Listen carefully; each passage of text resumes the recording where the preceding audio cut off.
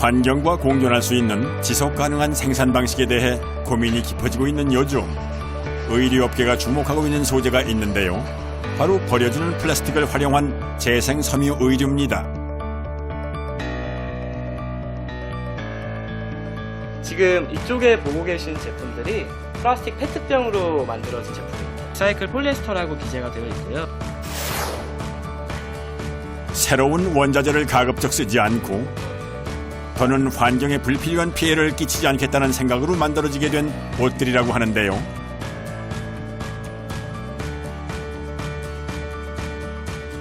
플라스틱 페트병 약 34개가 사용된 제품이고요. 뿐만 아니라 봉제 공장의 작업자들에게도 합당한 대우를 하는 공정부역 제품으로 알려지며 소비자들에게 좋은 반응을 얻고 있다고 하는군요. 오, 잘하네. 이게 저게 일반 소재랑 차이가 없는 것 같고 쓰레기를 많이 안 만들어야 된다고 생각하는데 또 재활용 플라스틱으로 만들었다고 하니까 더 좀 관심이 가는 것 같아요. 되게 소재도 가벼운 것 같고 요즘 같은 날씨 좀 쌀쌀해져서 입기 좋은 옷일 것 같아요. 경기도 김포의 한 플라스틱 재생업체. 15톤 적재함 가득 압축 페트병을 실은 트럭 한 대가 공장 안으로 들어섭니다. 과연 이 많은 페트병들은 어떻게 처리되고 있을까요? 색상별, 재질별로 분류를 한 다음에 분쇄 후 세척 과정을 거쳐서 섬유 소재 원료로 생산을 하고 있습니다. 하루 들어오는 양이 100여 톤이 들어오고요. 처리하는 작업량 또한 하루 5, 60톤 이상 되다 보니 공장 내부에선 거대한 자동화 설비가 쉴 새 없이 돌아갑니다. 하지만 작업은 결코 간단치가 않은데요. 관건은 바로 이물질과의 싸움입니다.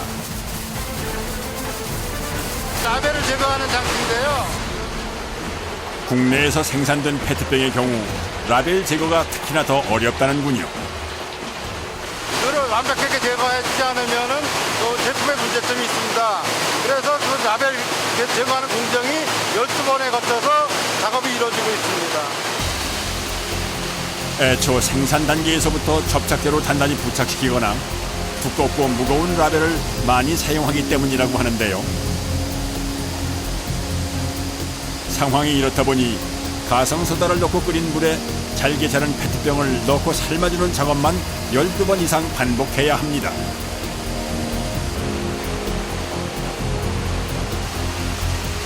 그 시각 다른 한편에서는 쏟아져 나오는 페트병들 사이로 작업자들의 손길이 분주히 움직이고 있는데요. 갈색 나오는 가지인데 잡색이가 백색이고 뭐 잡색이 나오는 거 못 부르는 거 차라리 나머지 맞아 꽂아줍니다. 같은 페트 소재의 플라스틱이라도 이렇듯 꼼꼼하게 분류하는 데는 다 이유가 있답니다. 각각 쓰이는 용도가 다르기 때문입니다. 무색인 경우에는 쓰이는 용도가 다양하고 그린이라든지 맥주병 각 색상별로 특성이 있기 때문에 따로 관리하고 있습니다. 시끄러운 소음 속에서 컨베이어 벨트 속도에 맞춰 온종일 쉴 틈 없이 손을 움직이는 작업자들. 잠시만 있어도 귀가 먹먹해지는 터라 귀마개는 필수라고 하는군요. 이렇게 몇 시간 골라내세요? 8시간 걸려요. 다 시켜줘서. 분류가 끝난 페트병들은 곧장 다음 공정으로 향합니다. 바로 일정한 크기로 잘게 분쇄시켜주는 작업인데요. 고품질의 실을 얻기 위해선 조각의 크기가 균일해야 한답니다.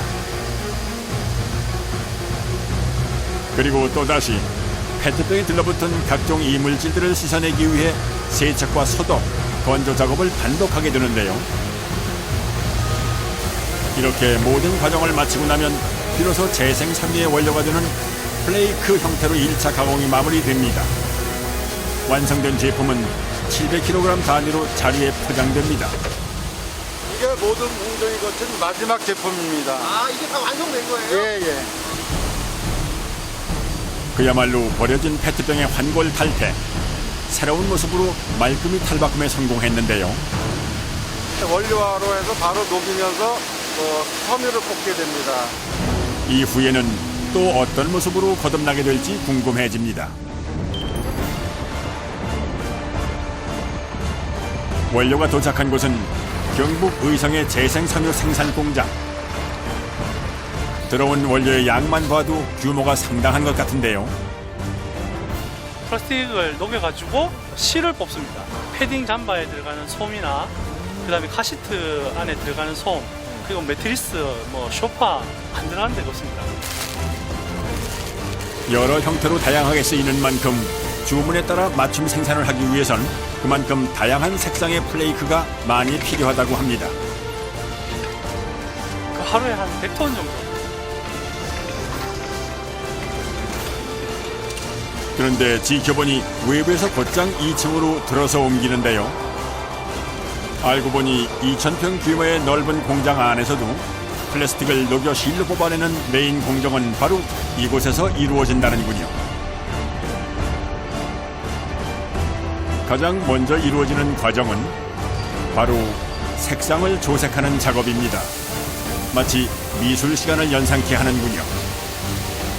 여러 가지 원료를 가지고 서로 섞어주기 위한 그런 과정입니다. 아, 여러 가지 원료인데 같은 종류예요? 아닙니다. 조금씩 틀립니다. 저희가 제품을 만들기 위한 인장력과 그 녹는 그 융점 그런 게 다 틀리기 때문에 그걸 골고루 섞어줘야 작업이 잘 됩니다. 정해진 비율에 따라 정확하게 재료를 섞어주는 것이 무엇보다도 중요한 작업인데요. 자칫 재료가 잘못 섞이게 되면 전체 작업을 다시 해야 할 만큼 예민하고도 섬세한 작업이랍니다. 그렇게 신중하게 계량된 플레이크들은 아래쪽 컨베이어 벨트로 떨어지며 고르게 배분되는데요. 작업자가 그 위에 뭔가를 쏟아붓기 시작합니다. 블랙으로 만들어주기 위한 플라스틱 칩입니다. 아, 플라스틱을 또 섞는 거예요? 예, 저게 이제 블랙 색깔을 만들어주는 역할을 하고 있습니다. 펠릿이라 불리는 이런 칩들은 포장재나 일회용 컵의 생산 과정에서 나온 깨끗한 부산물로 만들어낸 고순도의 원료인데요. 여기 보시면 이 건조된 플라스틱을 녹이는 역할을 하는 장치입니다. 기본 온도 250도에서 280도 가량의 열을 가해서 그 플라스틱을 녹여서 200도 이하면 플라스틱이 녹지가 않고 300도 이상 돼버리면 플라스틱이 타버리게 됩니다. 때문에 작업자가 곁을 지키며 적정 온도를 유지하는지 살펴봐야 합니다. 하지만 본격적인 작업은 이제부터가 시작이라고 할 수가 있는데요. 녹인 플라스틱 액체를 내뿜게 되는 방사기의 작동을 잠시 멈춰두고 조심스레 뭔가를 떼어내는 작업자. 그런데 기계에서 떼어내자마자 온도가 급격히 떨어지며 끈적하게 엉겨붙는 모양새입니다. 곧이어 준비해둔 새 부속품으로 교체 작업을 진행하는데요. 두껍게 장갑을 착용하고 있지만 언뜻 보기에도 열기가 상당해 보입니다.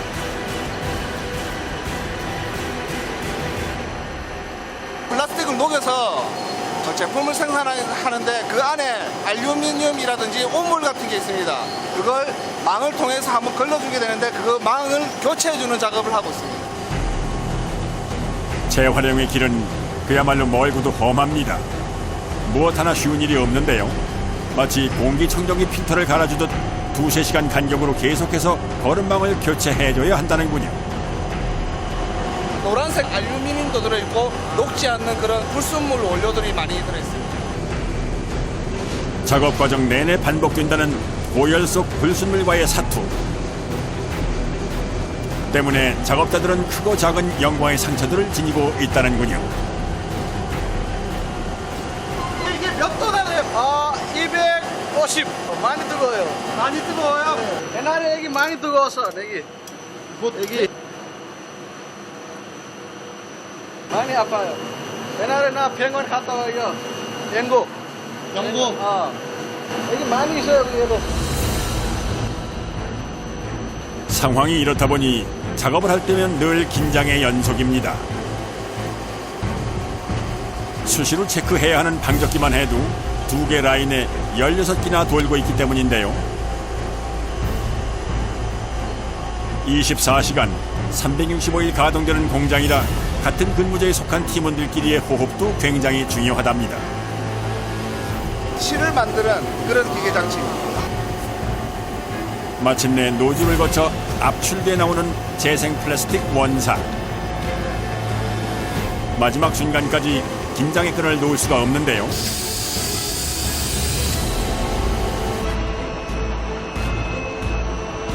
실이 잘 나오고 있나 안 나오고 있나 확인을 하고. 근데 문제가 생긴 것 같군요. 잠깐만, 아니야, 다시. 아니야, 다시. 황급히 위쪽으로 뛰어올라가는 작업자. 무슨 일인지 궁금합니다. 아하, 실을 뽑아내는 압출 노즐에 아무래도 문제가 생긴 모양입니다. 애써 뽑아낸 실들이 잔뜩 엉켜붙은 모습인데요.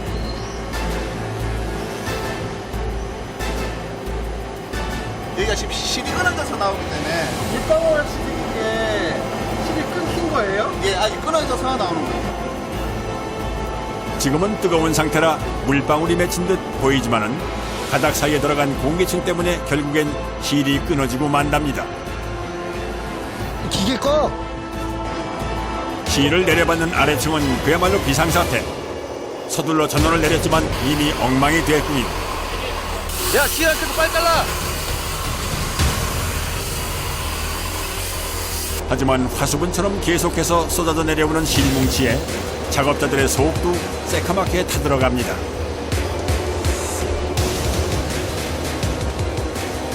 부장에 서면 많이 힘들어요. 그 사람 바빠. 사태 해결을 위해 다시 위층으로 올라온 작업자들. 실이 빠져나오는 압출기의 노즐을 확인해 보는데요. 이 노즐 팩 장치 하나의 무게만 무려 100kg이 넘기 때문에 이동 시에는 크레인의 힘을 빌릴 수밖에는 없습니다. 뭐 하시려고요? 저희가 쓰는 팩이 오물이 많이 차게 되면 팩이 터지는 수가 있습니다. 때문에 수시로 상황을 체크하며 노즐 팩을 교체해줘야 하는데요. 문제는 그 와중에도 기계는 계속해서 돌고 있기 때문에 속전속결로 서둘러 교체 작업을 끝마쳐야 한다는 겁니다. 노즐 팩 조립 과정입니다. 여기 전체 공정 중에 제일 중요한 작업이라고 볼 수 있습니다. 예, 이거 일명 모래, 불순물을 좀 많이 잡아주고 있습니다. 실을 뽑아내는 압출구인 동시에 마지막 필터 역할까지 맡고 있다는 노즐 팩. 그래서인지 내부 구조 역시 굉장히 복잡해 보이는군요. 총 3개의 망을 씌우고 있습니다. 점점 망이 더 촘촘해지는 겁니다. 거르고 또 거르고 단 한 톨의 특별도 허용하지 않겠다는 비장한 각오가 엿보이는 것 같습니다. 마지막으로 맨 바깥쪽 덮개를 덮고 16개의 볼트까지 조여주고 나면은 새로운 노즐팩 조립 작업 완료.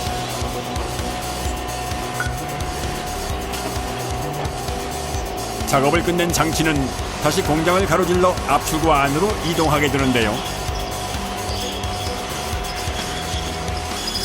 근데 왠지 그 모습이 그 옛날 연탄불을 갈아주던 그때 그 시절의 풍경과도 비슷해 보이는 건 왜일까요?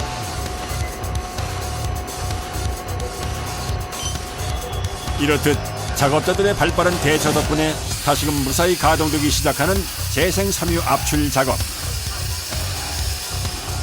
16대의 압출기가 동시에 가동되다 보니 하루 3-4번은 이렇게 노즐팩을 교체하는 작업이 이루어진다고 하는데요.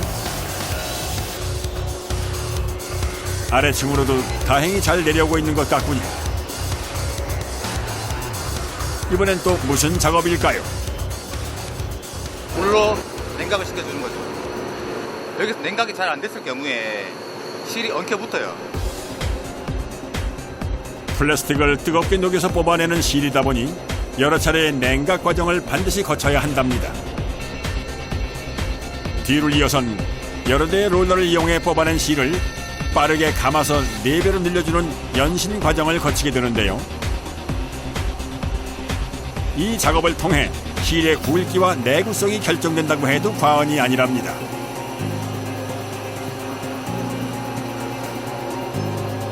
롤러의 속도가 빨라질수록 힐의 굵기도 가늘어진다고 하는데요. 공장력을 높이기 위해서 늘려준 거예요. 보통 80도, 90도 그래야 많이 늘어나요, 실이. 그런데 자꾸만 시선을 사로잡는 이 거품의 정체는 무엇일까요? 밑에 막 부품 같은 것도 생겼는데 이걸 부드럽게 하는 약품이 들어가요.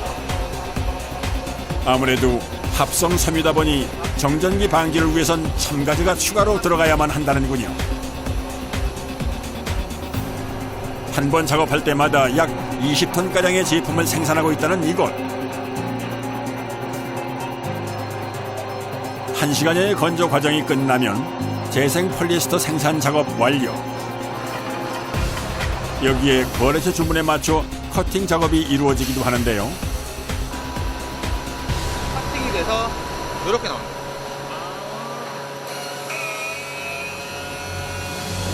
버려진 페트병이 진짜 섬유로 거듭나는 순간입니다. 어디 한번 조금 더 자세히 들여다볼까요? 이거는 아까 2층에서 내려온 나오자마자 잘라왔는 실이고, 그리고 이거는 최종 포장하는 실. 원사 역시 지름 1mm로 얇게 뽑혀서 나온 것이지만 최종 제품에 비하면 굵기부터 확연히 차이가 나는데요. 설 연휴 직전 마지막 생산 물량을 출고하던 날이라 포장 작업 역시 눈끝을 새 없이 빠르게 진행됩니다. 이날 출고된 물량만 24톤.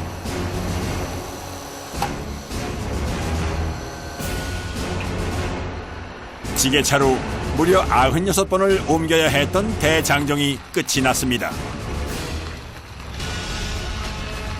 해외 수출도 하고 자동차, 내장재, 패딩, 토목, 건축, 이불 여러 분야에서 사용되고 있습니다.